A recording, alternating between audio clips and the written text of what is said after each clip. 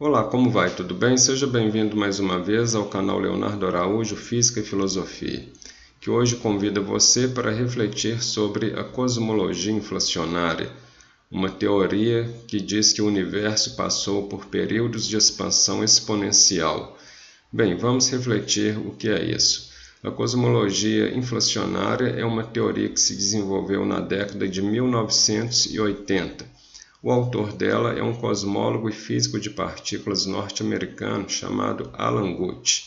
Para desenvolver esta sua teoria, ele se baseou, em primeiro lugar, no modelo padrão da física de partículas da década de 1970. Esta década foi muito promissora para o desenvolvimento da física de partículas. Mas a física de partículas também se baseou nas evoluções da física e da mecânica quântica, bem lá no início do século XX.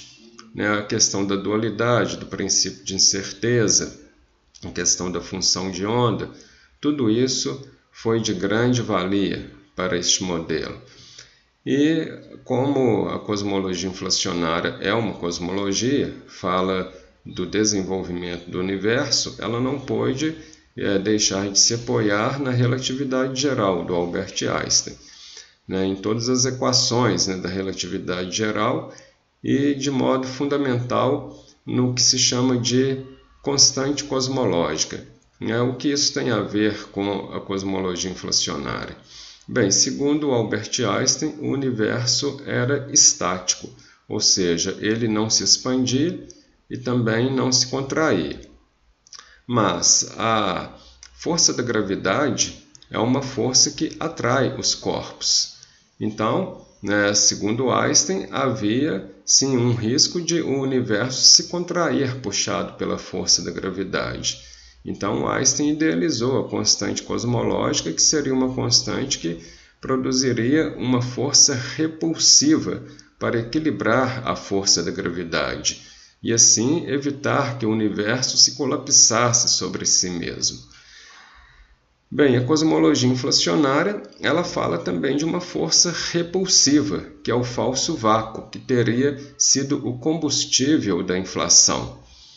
Mas o falso vácuo, contrariamente à constante cosmológica, é um estado transitório, chamado de metaestável. Ele dura apenas frações de segundos, enquanto a constante cosmológica é um estado perene, muito duradouro, mas apresenta a mesma função, a função repulsiva. Por isso, a constante cosmológica é uma inspiração para o falso vácuo. A cosmologia inflacionária também tem uma forte base tecnológica, que são os aceleradores de partículas e os satélites de observação e de estudo da radiação cósmica de fundo. Os aceleradores de partículas recriam as condições do universo inicial, porque eles estudam as partículas subatômicas em condições de altíssima temperatura e energia, que é o que havia no universo inicial.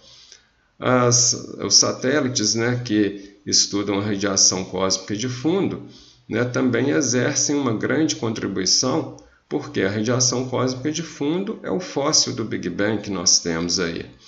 Por isso, essas duas tecnologias são um forte apoio para a cosmologia inflacionária. E aí o seguinte, a cosmologia inflacionária ela vai se deparar com a teoria padrão do Big Bang e não vai anulá-la, mas vai completá-la, porque ela vai explicar detalhes que a teoria padrão do Big Bang não consegue explicar. Mas ela vai contrastar com algumas coisas também da teoria padrão do Big Bang, como, por exemplo, a questão da expansão. Num período de 10 a menos 35 segundos, a inflação já teria ocorrido, estaria terminando, segundo os estudos da teoria inflacionária. O que é mostrado aí nos estudos com os aceleradores de partículas. Em 10 a menos 35 segundos, pela teoria padrão, o universo teria o quê? 10 vezes o seu tamanho original. E pela teoria inflacionária, ele já teria percorrido 100 tempos de duplicação, como mostra aí na tabela, o que resulta em 10 a 30 vezes o seu tamanho original, uma diferença absurda.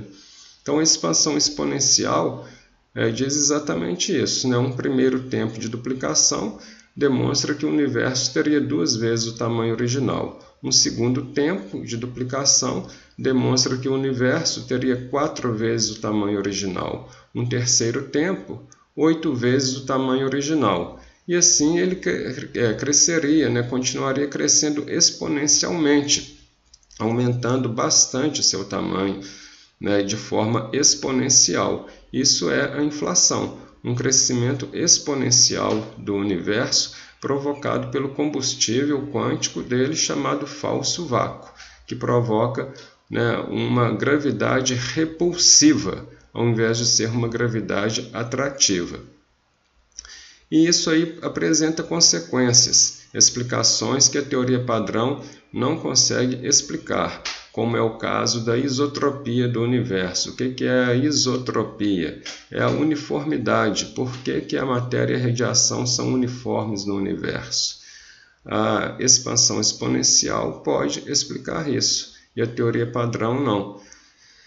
Porque o agigantamento exponencial do universo teria provocado nele também um superresfriamento.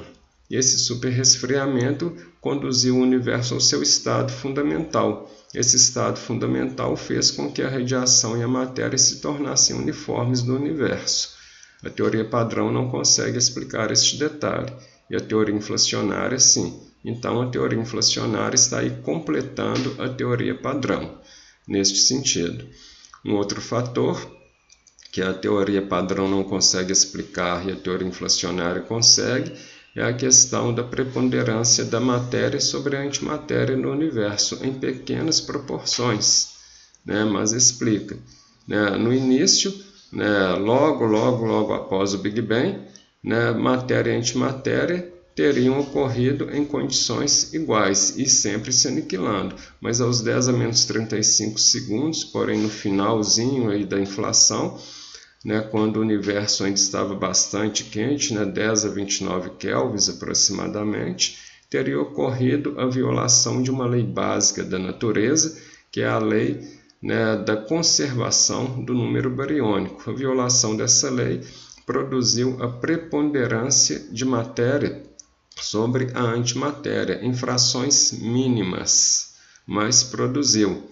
E essa preponderância da matéria sobre a antimatéria fez com que o universo fosse constituído de matéria, porque quando matéria e antimatéria se aniquilavam, sobrava um pouquinho de matéria, que foi suficiente para constituir o universo de matéria, o qual conhecemos e no qual vivemos. E assim outras questões foram explicadas pela teoria inflacionária que não eram explicadas pela teoria padrão. E uma questão que eu vou falar no nosso próximo vídeo sobre astronomia e sobre cosmologia é a questão dos universos paralelos, que é uma consequência aí da teoria inflacionária e que não é prevista pela teoria padrão. Então espero você no nosso próximo vídeo. Se você gostou da nossa explicação sobre a teoria inflacionária, marque um ok aí pra gente. Não se esqueça de fazer inscrição no canal Leonardo Araújo, Física e Filosofia. Muito obrigado pela sua companhia e até o próximo vídeo. Tchau, tchau.